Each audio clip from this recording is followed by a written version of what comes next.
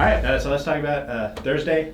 I mean, it is a classic ACU Tarleton game. Kind of talk about the game itself. Yeah, it's the game that we talked about. We knew it was going to be a street fight type game. It was. We did not start well offensively. I've watched the game a handful of times since then. That's the problem with the bye week. But I think we just didn't. We were not very good offensively, but defensively we were fine. And when we finally figured some things out, we came back, and we were able to fight. And I was really proud of our guys. I told our guys, I think I said it in here, that I was going to judge Thursday on how I felt when I left. Not win or lose. Did we compete? After that debacle the Saturday before, did we really come out and compete? And I told them in the locker room afterwards, man, I'm good. We competed. We lost a hard-fought game that I wish we would have won. There was a couple things that happened down the stretch. Of course, we could have finished it for the third time this year, and we didn't on the offensive end. There was too much time to foul. There was 28 seconds when they got the ball. He shot the ball with 14 seconds. You can't foul that early. If you do, you could potentially cost yourself the game, which happened last night in a game I was watching. And so you got to be, it's a tricky deal, but we competed, there was a couple crucial moments, the lane violation, which I'm still trying to figure out, was a big one, and missed free throws. And so we've talked a bunch about that in practice this week. Is guys, I've tried not talking about it. I've tried talking, everything. We're just talking about it now. We cannot go 12 for 22 from the free throw line. All that other stuff behind us, if you go 12 for 22, it's gonna be hard to win a game. And we did everything we could to win that game except for make our free throws. And to me, that's a mental toughness thing that we've got to overcome, because if you look at most of our losses, that's usually, in the close losses, that's usually been the case. And I mean, that's that stereotypical rivalry game right there, going into overtime, a 3-point game. How important is it that your team comes out kind of, all right, we played really, really hard, just chips didn't fall our way, instead of, all right, well, we lost another game, that kind of thing. Yeah, I think it's huge. I mean, we went right to the practice floor Saturday morning. Friday, and we just, you have to. Yeah, I mean, if you lose a game like that, you can't sit on it and not do anything. And so we practiced Friday, took Saturday off, and then practiced yesterday, which is not our typical routine. But I wanted to make sure we got back on the floor, kind of got that out of us. And as this team has been all year, we had great practices so far. The last two practices we've had since that game have been great. The guys compete. We're just coming up short. It's not a lack of effort. It's not, and that's where I was frustrated last Saturday, because it was a lack of effort, in my opinion. I'm not frustrated, other than the loss, because I know that our guys, what we have to do is we have to get ourselves into that conference tournament. And if we get in that conference tournament, man, it's 3 games in 4 nights, or 3 nights, and I've been there before, and I've been a team that wasn't supposed to win it, and we won it. And I've been a team that was supposed to win it and didn't. It's anything can happen in a tournament, and so we've just got to continue to compete, continue to fight, and scratch and claw our way into that conference tournament. If we do that, then the way this team is competing and playing, then I like our chances when we go into it. And now you got a tough stretch, 4 games on the road. First one's in Seattle. You guys so far this year haven't had the best road record, but kind of this is your chance to start that redemption. Time to talk about that road trip and how tough it's going to be. Yeah, this league is crazy. Nobody's really had a lot of success on the road. Last week it was wild. All the road teams won on Thursday. And so, that's been the opposite. All the home teams have been winning all year. So maybe that's a trend that we can jump on, since we got 4 in a row on the road. But Seattle's really good. They're playing really well. They were like us. They've been beat up and battered, and they got everybody back right now. We do not, and so we don't know. Ali's questionable on Thursday. We have some other things going on, with some minor injuries that we could be missing a few guys on Thursday. But man, it's like next man up. What else are you gonna do? We're not gonna use any excuses. This is one of those years, man, where just everything.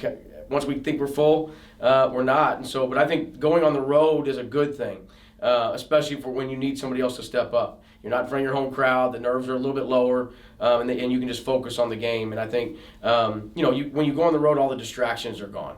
And that sounds weird, but there's a lot of distractions when you play at home. And so we get rid of all those distractions in the next 2 weeks. We're playing really good people, obviously starting Thursday at Seattle. and then at Utah Valley on playing in Seattle on a Thursday night, and then playing a 2 p.m. Game on Saturday in Orem, Utah is not easy, but you got to do it, and until we decide to play, Wednesday, Saturday, or Thursday, Sunday, whatever, we're going to have to play with the one-day prep with crazy travel in between. And so we're going to do the best we can. The guys are going to compete, I can promise you that. And I've seen this group has won some big games this year. We've beaten really good teams. So there's nobody that we're going to go step on the floor where I don't think we have a chance to win. And one of those players that's kind of been stepping up recently that at least I've noticed is Arion. Mm-hmm. Senior, has that experience. How good is it to see him kind of stepping up, especially when it comes to these tough road games? Yeah, we're going to need him. But I think the biggest thing with Arion is that he's not pushing, he's not trying to do too much. Where Arion was struggling early was he was trying to do it all himself. And what you've seen in the last week and a half, 2 weeks, is that he's not doing that anymore. He's letting the game come to him. And because of that, he's playing better. And that was a conversation we had. Going right before the Utah Tech game, is just let the game come to you, man. You don't have to do it all yourself. We have good players in that locker room, and I think he's embraced that, and he's been playing really well. And so, I think if he can continue that gives us a chance. And I think it's an example that he's setting for the rest of the team, that you don't have to go do it all by yourself. And bottom line is, if he can just continue to do that, then I think you'll see the dominoes will fall behind, and the other guys will start to play that way as well.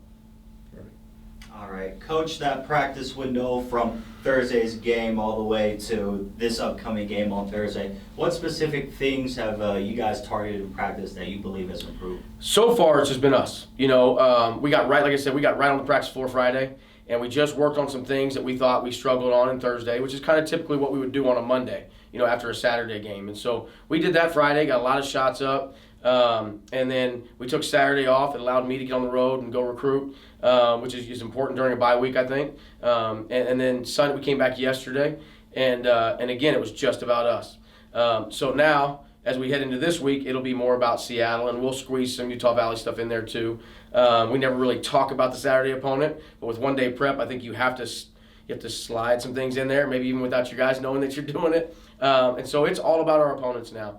We had 2 good days on us. How can we clean some things up? How can we get better? And now it's all game prep for the following weekend. Also, how'd the Coaches vs. Cancer shoe fundraiser go? It was great, man. We raised on those shoes. We raised, I think it was like $7,800. Don't quote me on the exact number.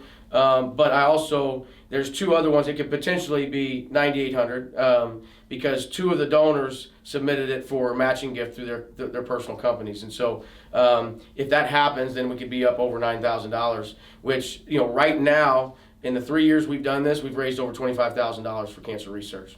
And that's really important to me. And I think it's awesome that we see how this community comes together. I had asked for people to help a friend of mine's daughter raise some money for the Leukemia and Lymphoma Foundation this year. I've never done that in the past. I wasn't sure how that would work, would people not want to give, not being able to give to what they wanted to, but I gave them that option.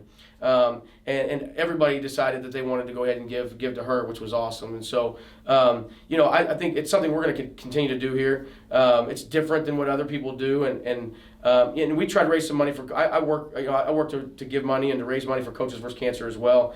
But I think this is just a unique opportunity to do something for other people. And so those shoes were a hit, and people really wanted a pair. There's people still asking, how can they get a pair? You can't. If you didn't bid on the shoes, you can't get a pair. They were custom. And so, but yeah, we raised a lot of money, and not just this year, but over the course of a 3-year period, man. Raising over $25,000 in just and we say 3 years, but you're talking about maybe an 8-day period over the course of those 3 years. We've raised over $25,000 for cancer research, and it fills my heart to know that people are willing to do that to help other people out. That's terrific, man. Thank you for your Yeah, time. appreciate you guys.